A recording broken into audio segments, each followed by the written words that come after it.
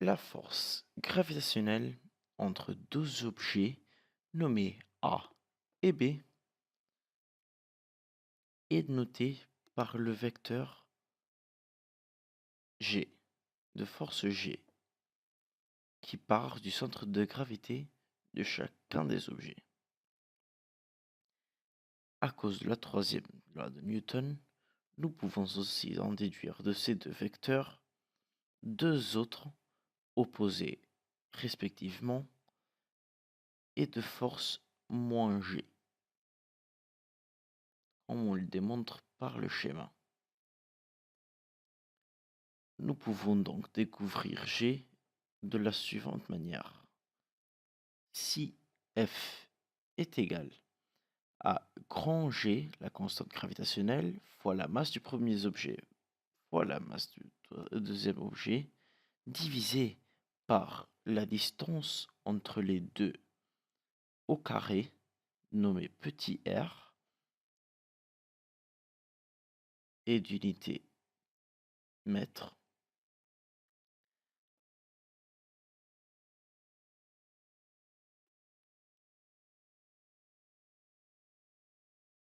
et si F est aussi égal à m de la masse du premier planète fois petit g, nous pouvons donc en déduire que MA fois MB divisé par R au carré fois grand G est égal à MA fois G. Et donc, les deux masses s'annulent.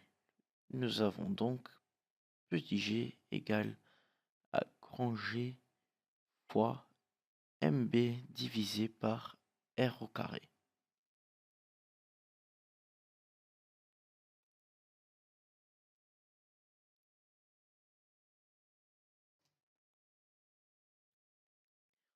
Nous pouvons donc considérer la planète suivante de centre de masse A et notre petit bonhomme Mario de centre de masse B.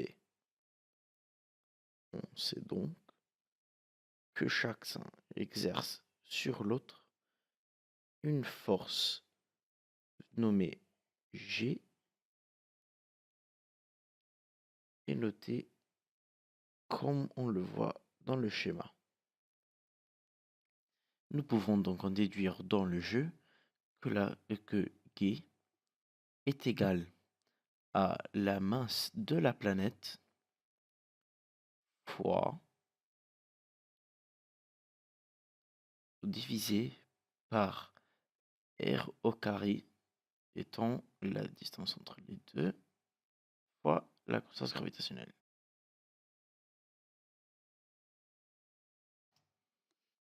La densité, dite ρ, est définie de la suivante manière. Masse divisée par le volume. La masse étant en kilogrammes et le volume étant en mètres cubiques.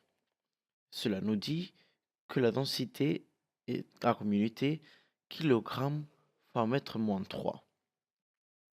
Des exemples de densité peuvent être la densité de la Terre, dite ρ Terre, qui pour notre planète est égale à 5,515,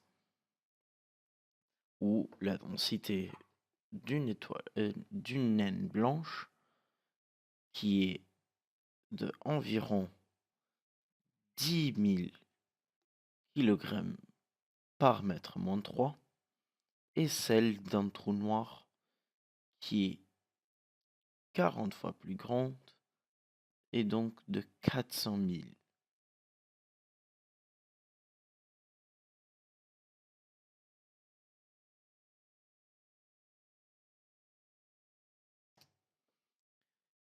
Bon, nous devons savoir l'énergie initiale qui est égale à l'énergie cinétique qui est égale à G qui est égal à M fois le vecteur accélération. Nous devons aussi savoir l'énergie terminale qui est égale à l'énergie potentielle qui est égale à 1/2 de mv carré. Alors, si delta E est égal à delta I moins delta T, qui doit être égal à 0, nous savons que EI est égal à ET. Cela nous dit que m fois le vecteur accélération est égal à 1/2 de mv carré.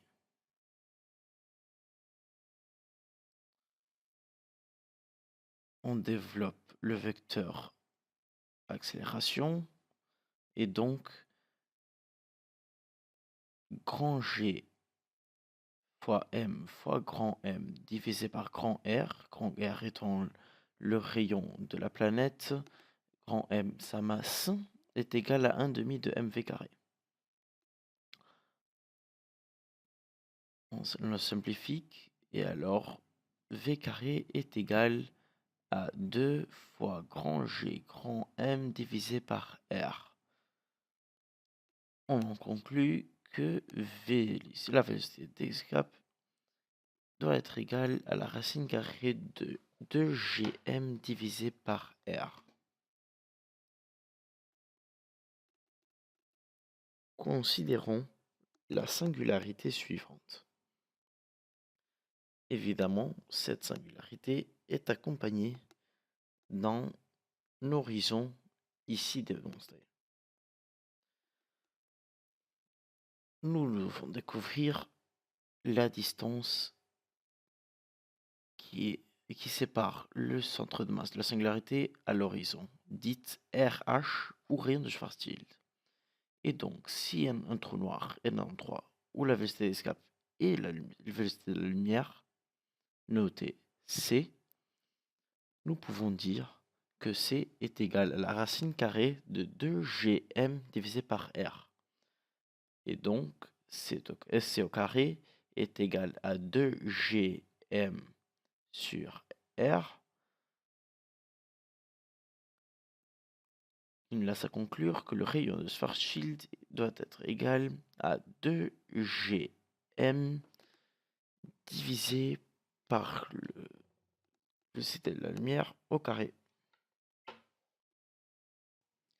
À partir de cette image, nous pouvons observer que le centre de chaque planète dans le jeu est un trou noir qui doit exercer une grande force sur Mayo, mais plus précisément sur la planète qui l'orbite.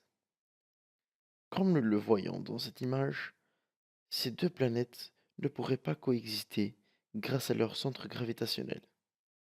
Si cela existait dans notre univers, d'après nos calculs, la force exercée devrait détruire les deux planètes et les transformer en un seul trou noir. Mario serait donc tué par le manque de rigueur dans ce jeu.